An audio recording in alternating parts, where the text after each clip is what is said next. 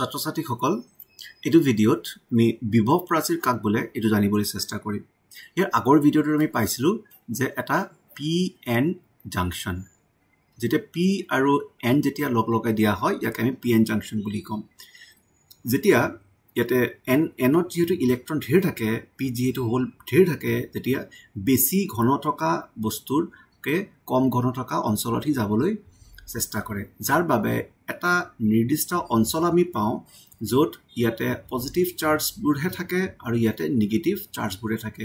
Charge কথাৰ অৰ্থটো হ'ল আয়নবোৰ যিহেতু গধুৰ, ইহঁতৰ লৰি কৰিব নোৱাৰে, চলাচল কৰিব নোৱাৰে, আৰু কি হৈ যাব, ইয়াতে এটা বিদ্যুৎ ক্ষেত্ৰ এটা আহি পৰে। এই বিদ্যুৎ ক্ষেত্ৰটো এই সংযোগস্থলত যিহেতু ক্ৰিয়া কৰি আছে, যাৰ বাবে অতিৰিক্ত ইলেক্ট্ৰন আৰু যাব নোৱাৰে পাৰ কৰি।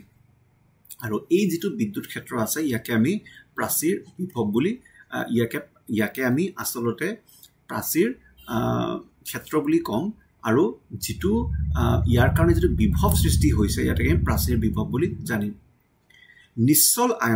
নিশ্চল আয়ন মানে এই ৰিক্ত অঞ্চলটোত গঠন হোৱা আয়নবোৰ। নিশ্চল আয়নৰ গঠনে N পক্ষত ধনাত্মক আৰু P পক্ষত ঋণাত্মক সংযোগস্থলৰ ওপৰেৰে বিভৱৰ পাৰ্থক্য স্থাপন কৰে।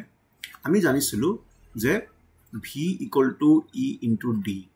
তুমি যদি এই ৰিক্ত অঞ্চলৰ কিমান বহল সেইটো জানা আৰু এই অঞ্চলটোত কিমান বিদ্যুৎ ক্ষেত্ৰ হৈ আছে জানা, তেতিয়া ইয়াৰ প্ৰাচীৰ বিভৱটো উলিয়াই দিব পাৰিবা।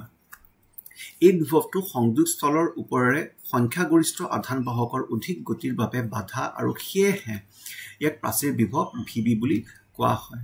ইয়াৰ ফলত ডিপ্লিশ্যন অঞ্চলত N পক্ষৰ পৰা P পক্ষলৈ নিৰ্দেশিত প্ৰাচীৰ ক্ষেত্ৰ EB নামৰ বৈদ্যুতিক ক্ষেত্ৰ জন্ম হয়।